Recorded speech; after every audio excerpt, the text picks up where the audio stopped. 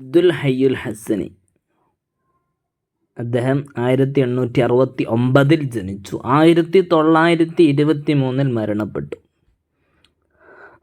ഇബ്നു ഖില്ലിഖാനുൽ ഹിന്ദ് എന്ന പേരിൽ അറിയപ്പെടുന്നു. അസ്ലി ഇറാഖിയാണ്.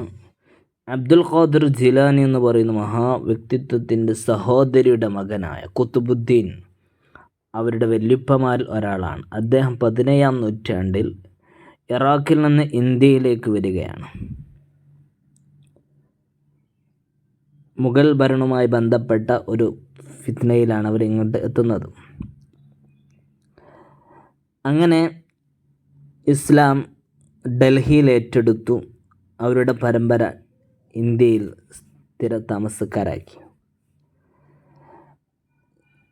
ബറേൽവിയിലെ യുപിയിലെ സയ്യിദ് ഇൽമുള്ള എന്ന് പറയുന്ന അലിമിയാൻ എന്ന സ്ഥലത്താണ് ജനിക്കുന്നത്. ഹസൻ റളിയല്ലാഹു അൻഹുവിലേക്കാണ് കുടുംബ പരമ്പര ചെന്നെത്തുന്നത്. ലക്നൗവിൽ പോയി ഫിഖ്ഹ്, ഉസൂൽ, നഹ്വ്, തിബ് പഠിച്ചു.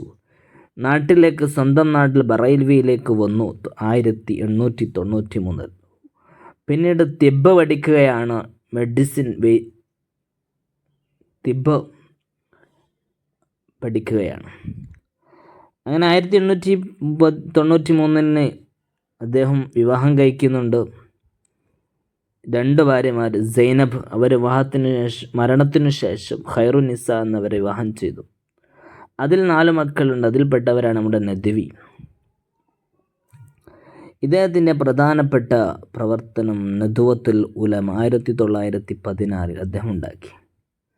നസ്ഹത്തുൽ അവാത്തിർ അദ്ദേഹത്തിൻ്റെ പ്രധാനപ്പെട്ട ഗ്രന്ഥമാണ്. 8 മുജല്ലദ. 4500 വ്യക്തികളുടെ തറാജുമയുണ്ട്. 14 നൂറ്റാണ്ടിൻ്റെ ചരിത്രമുണ്ട്. 30 വർഷം എടുത്തു ഇത്. ജന്നത്തുൽ മശാരിഖ് എന്ന ഗ്രന്ഥമുണ്ട്. അൽ ഹിന്ദു ഫി അഹ്ദുൽ ഇസ്ലാമി.